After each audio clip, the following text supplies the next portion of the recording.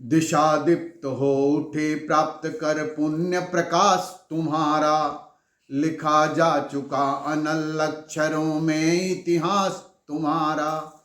जिस मिट्टी ने लहू पिया वह फूल खिलाएगी ही, अंबर पर घन बन छाएगा ही उच्छ्वास तुम्हारा। और अधिक ले जांच देवता इतना क्रूर नहीं है, थक कर बैठ गए क्या भाई मंजिल दूर नहीं है, थक कर बैठ गए क्या भाई मंजिल दूर नहीं है। नमस्कार मित्रों, मैं हूं भानु प्रताप मिश्र। राष्ट्रकवि रामधारी सिंह दिनकर जी की इन पंक्तियों के साथ आपसे मिलाने जा रहा हूं वेदमणि सिंह ठाकुर को, जो कि कला गुरु हैं और वो लंबे अरसे से कला और साहित्य के माध्यम से, अर्थात संगीत और साहित्य के माध्यम से समाज की सेवा करते आ रहे हैं।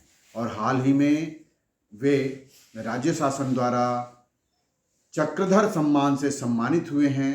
आज उनसे बातचीत करेंगे और जानेंगे कि हमारी संस्कृतियों के संरक्षण में हम संगीत का महत्व क्या पाते हैं और साहित्य का महत्व क्या है, साहित्य क्या कार्य करता है और संस्कृतियों के संरक्षण में संगीत की क्या भूमिका होती है। इस विषय पर हम बात करेंगे और उनसे उनकी रचना भी सुनेंगे। आइए मिलते हैं।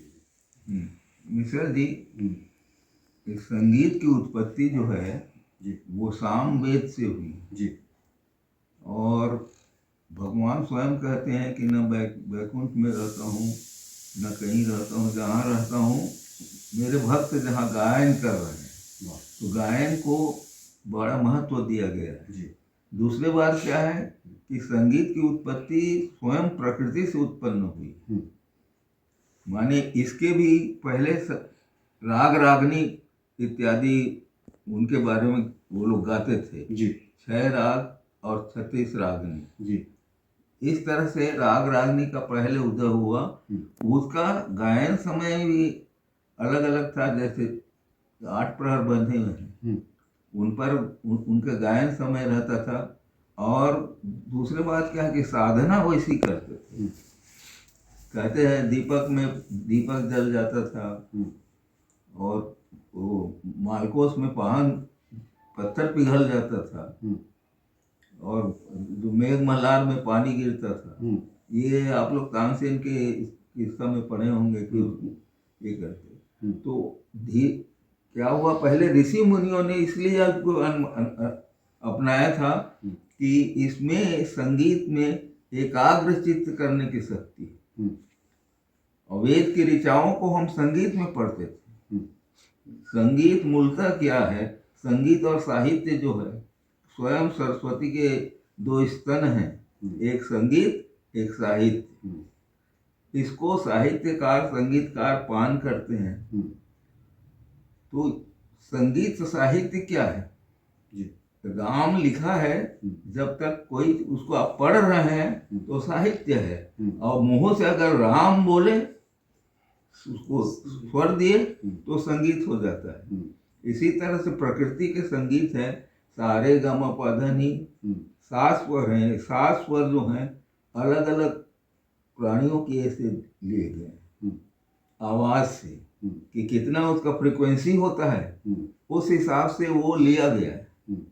और इसीलिए प्राचीन काल में जो था संगीत का, वो गुरुकुल में जाकर के शिक्षा लेते थे।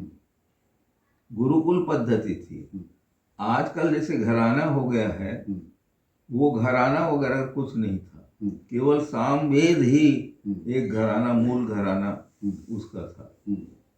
समय समय पर क्या हुआ, 2 प्रकार के संगीत हुए, एक मार्गी और एक देसी। मार्गी संगीत का मतलब है कि वो जो जैसा है वैसी प्रस्तुत करो, उसमें कोई परिवर्तन नहीं होगा। और देसी संगीत मतलब उसमें परिवर्तन हम कर सकते हैं। तो मार्गी संगीत जो हुआ वो बहुत कठिन, और ये कह रहा था वो छूटते गए।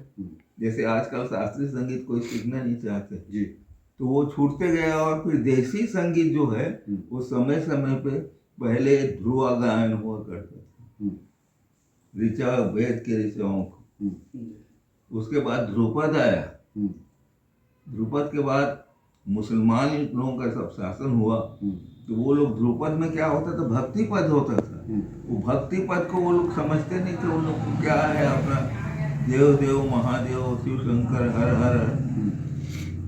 तो उन्होंने कलाकारों को कहा कि भाई कि कुछ ऐसा राग या आप इसको आविष्कार कीजिए जिससे कि इस संगीत में परिवर्तन आए। तो अमीर खुसरो जो अलाउद्दीन खिलजी के दरबार में थे, वो उन्होंने उसको बदला उसको। अच्छा। और ख्याल पद्धति का ये प्रादुर्भाव हुआ। ख्याल में क्या होता है कि केवल आलाप दान इत्यादि के ये रहते हैं, तो ख्याल पद्धति पर बदला।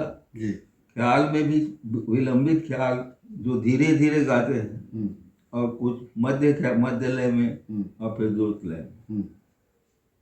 ये सब चीज जो है मुसलमानों के समय में चला, मुगल काल में, क्योंकि वो लोग संगीत के को अपना अम्यूजमेंट का साधन समझते थे, मनोरंजन का साधन। अच्छा।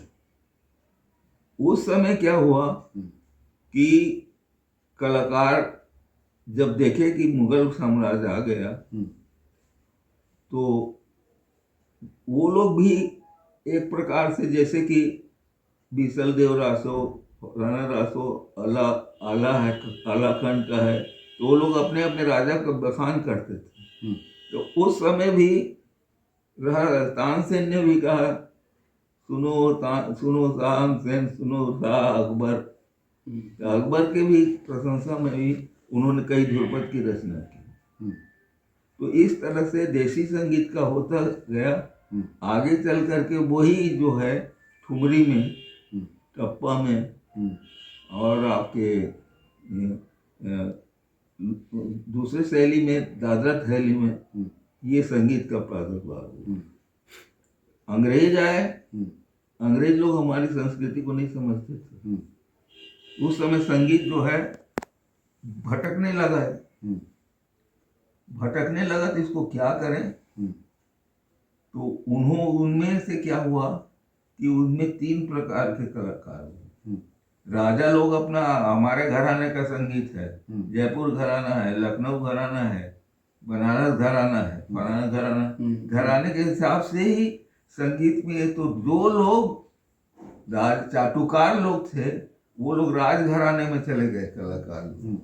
और जो आत्म सम्मानी थे, वो मंदिरों में जाकर के भगवान के सामने में, जैसे बनारस में स्वयं बिस्मिल्लाह खां बनारस में बजाते थे। अच्छा। हाँ। और दक्षिण के मंदिर में तो देवदासी प्रथा और पुराने जो संगीत है वहाँ होता ही था। और जो पैसा कमाना चाहते थे, वो जाके कोठे में बैठ गए उस्ताद लोग तबला बजाने के लिए, सारंगी बजाने के लिए। तो इस तरह से अंग्रेजों के समय से ये दशा हुई। आगे चल के भारत स्वतंत्र हुआ, और स्वतंत्र होने के बाद में हमारे जो संस्कृति है उनको उठाया गया, एकेडमी बने गए, और कई प्रकार के। एक किस्सा मैं बहुत बढ़िया बताता हूँ कि संसद भवन से लाल किला तक झंडा फहराना था। जी जी। बिस्मिल्लाह खां को नेहरू जी ने बोला कि खान साहब, आपको वहाँ चलना है, हम लोग चलेंगे तो उठेंगे। तो बोले कि मैं खड़े खड़े तुम्हें बजाऊंगा। अब प्रॉब्लम आ गया कि खड़े नहीं है। तो नेहरू जी ने कहा कि देखिए, बोले आप आगे आगे जाएंगे और आपके पीछे में देश का प्रधानमंत्री जाएगा। तब वो तैयार हुए। कई भी कार्यक्रम में आप देखेंगे कि हमारी भी चक्रधर समारोह होता है, हम लोग मंच पे बैठे रहते हैं, और जितने भी राज्यपाल आए या मुख्यमंत्री आया और मंत्री आए, सब नीचे बैठे रहते हैं। तो संगीत का स्थान जो है बहुत ऊंचा है। साथ साथ अब के संगीत के। अब क्या है कि पाश्चात्य संगीत आ जाने के बाद जो पाश्चात्य के पहले भी फिल्मों में देखिए राग रागनी का अच्छा सुंदर ये होता था, प्रयोग करते थे फिल्मकार लोग, अच्छे साहित्य होता था, संदेश होता था। हाँ, एक संदेश होता था। उसमें क्या होता था, कुछ शास्त्रीय, कुछ सुगम संगीत और कुछ फोक संगीत, इसका उसमें मिश्रण किया जाता था। पाश्चात्य संगीत भी उस समय घुसा, उस समय भी, लेकिन क्या है कि दृश्य के अनुसार से पाश्चात्य संगीत करते थे। हीना मीना डीगा, लायरा मडिका, देखिए पुराना वो भी था, समझे, मुड़ मुड़ के ना देख, मुड़ मुड़ के, ये भी था। लेकिन उसके साथ राधिके तूने बंसरी चुराई, मोह पनघट पे नंदलाल छेड़ गए, ये भी था। तो हर किस्म का ये था। आज जो है शास्त्रीय संगीत वाले भी फ्यूजन संगीत करने लगे।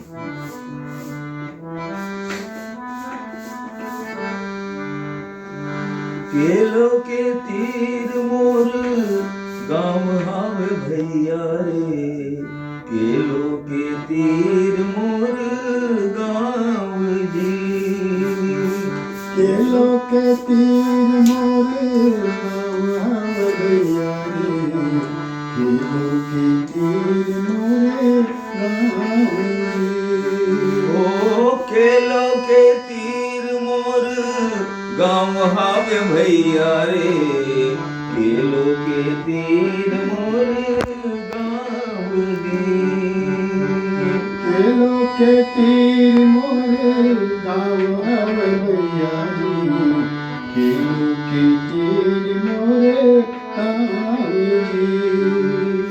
तीरे तीरे पर्वत है माझा में बसती, तीरे तीरे पर्वत है माझा में बसती, ओ तीरे तीरे पर्वत है माझा में बसती, माझा में बसती, माझा में बसती, रईगढ़ जे कर नाम हावे भैया रे, रईगढ़ जे कर नाम हावे भैया रे, केलो के तीर मोर गाँव जी, केलो के तीर मोर गाँव हावे भैया रे, केलो के तीर मोर गाँव जी।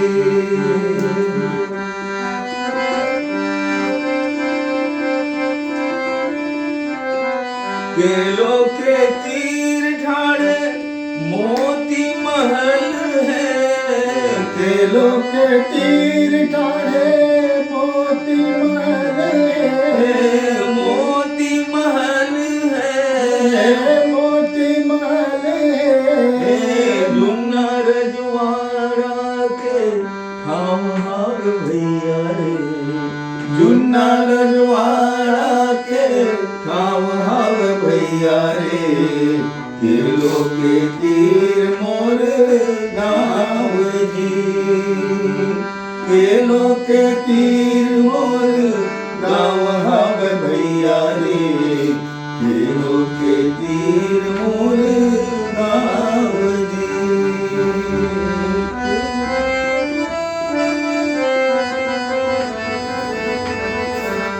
चारों कोती लहरत है धान के डोली, चारों कोती लहरत है धान के कोटी, धान के डोली, धान के डोली, धान के डोली, मुड़ू पर लक्ष्मी के छाव हावे भैया रे, मुड़ू पर लक्ष्मी के छाव छाव हावे भैया रे, केलो के तीर मोर गाँव जी, केलो के तीर मोर गाँव हावे भैया रे, केलो के तीर मोर गाँव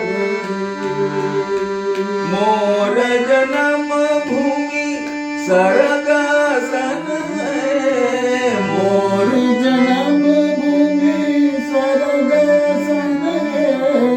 सरगासन है स्वर्ग सन है। जे करवर प्राण मोर दाम हावे भैया रे जे करवर प्राण मोर दाम हावे भैया रे किलो के तीर मोर गाव जी केलो के तीर मोर गाँव हव भैया रे। केलो के तीर मोर गाँव